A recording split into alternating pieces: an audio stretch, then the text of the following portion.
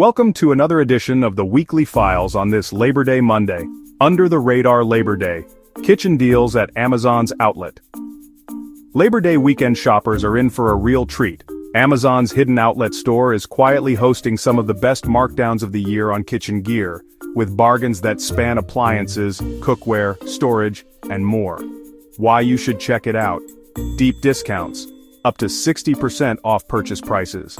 Items available for as low as $7, making it incredibly budget-friendly whether you're upgrading or stocking up. Top picks from the outlet. Appliances that make a difference. Chefman TurboTouch EasyView 8-quart air fryer, priced at just $89. This spacious air fryer comes with a front viewing window and user-friendly digital controls. Dash Super Seal, vacuum. Sealer, priced at $36, it's a smart buy, perfect for preserving groceries and reducing food waste. Cookware and bakeware essentials. Tefal 2-piece non-stick skillet set. This 8-inch and 10-inch skillet duo is currently $20 off, great for everyday cooking. Martha Stewart, 12-inch cast iron skillet, a durable and versatile skillet now priced at $42, ideal for searing and baking. Nordic Ware autumn wreath bunt, pan, go seasonal with this festive bakeware discounted to $38, perfect for fall-themed baking. Kitchen organization and storage OXO 8-piece fridge organization. Set, keep your fridge tidy with this bin set at $62, a 31% discount.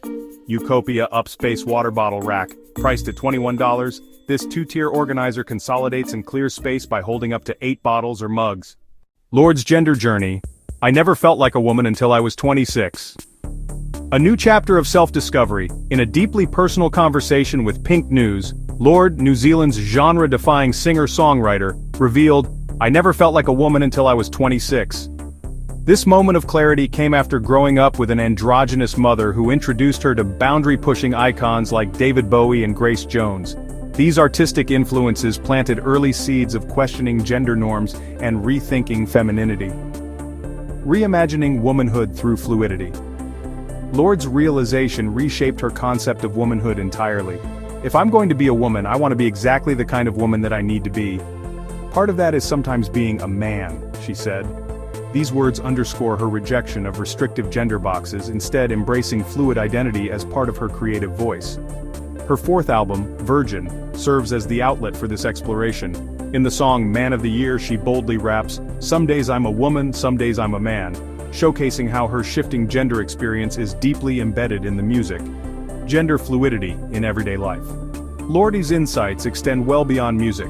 In dialogues with Rolling Stone, she described herself as feeling in the middle, gender-wise, and used the phrase, "I'm a woman except for the days when I'm a man." She admitted this answer may be unsatisfying but emphasized her desire to avoid being boxed into any label. Her journey also includes tangible shifts in self-expression. From breaking away from regulated femininity by going off birth control to physically experimenting with gender presentation. One standout moment, wearing men's jeans and duct tape across her chest while creating Virgin, an act that symbolized her burgeoning gender expression, a reflection of vulnerability and growth. Lorde's transparency around gender is interwoven with other personal explorations. Her battle with an eating disorder, navigating creative burnout, and finding emotional rebirth through music. Virgin captures this rawness, with tracks that layer feminine, masculine, and existential identity into a cohesive emotional narrative. Notably, she frames her journey with humility, making it clear she's mindful of her positional privilege. "I don't think that my identity is radical. I'm comparatively in a very safe place as a wealthy CIS white woman." Looking ahead. As Lorde embarks on her Virgin tour, starting September 17th in Austin and continuing across North America and the UK, her evolving gender identity promises to infuse both her performance and the album's emotional resonance. Rudy Giuliani, hospitalized after New Hampshire car accident, incident details. On the evening of August 30th, 2025, former New York City Mayor Rudy Giuliani, aged 81, was involved in a serious car crash on Interstate 93 near Manchester, New Hampshire. The accident occurred just after Giuliani had stopped to assist a domestic violence victim, rendering aid and remaining at the scene until law enforcement arrived. As he drove away, the Ford Bronco he was in, driven by his spokesperson Theodore Goodman, was struck from the rear at high speed by a vehicle driven by a 19-year-old woman. Both the Bronco and the other vehicle collided with the highway median. Injuries and medical status. Giuliani sustained a fractured thoracic vertebra along with lacerations, bruising and injuries to his left arm and lower leg. Despite the severity, his injuries have been characterized as non-life-threatening, and he is being treated at a nearby trauma center. According to his security head, Michael Ragusa, Giuliani is alert, conscious, in good spirits, and making a strong recovery. Ragusa emphasized that the collision was not a targeted attack, and he urged the public to avoid spreading conspiracy theories. The incident has drawn attention beyond news headlines, provoking speculation on social media, some of which link the timing of Giuliani's crash with other unrelated political events. Authorities have reiterated there's no indication of foul play. Background context. Rudy Giuliani served as New York City's mayor from 1994 to 2001 and was once hailed as America's mayor for his leadership after 9/11s. In recent years, however, his reputation has been deeply impacted by his role in challenging the 2020 presidential election results, which led to his disbarment in New York in 2024. He also lost a high-profile defamation case in Georgia. Giuliani is expected to remain hospitalized for several days and may be discharged later in the week, contingent on his recovery progress. Authorities and his team continue to dismiss theories of deliberate harm, citing the incident as a tragic accident in unfortunate timing. Miami's statement: win, Hurricanes upset on 6, Notre Dame 27-24. In a thrilling season opener at Hard Rock Stadium, the No. 10 Miami Hurricanes delivered a resounding early season message with a 27-24 victory over No. 6 Notre Dame, a win that immediately boosts their college football playoff credentials. Game highlights.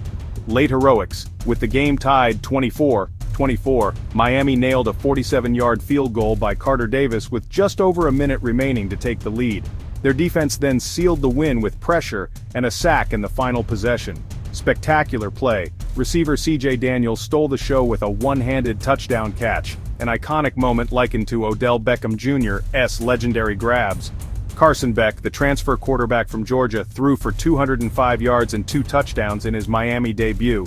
Freshman Malachi Toney caught 6 passes for 82 yards and scored a touchdown, instantly distinguishing himself as a key offensive weapon.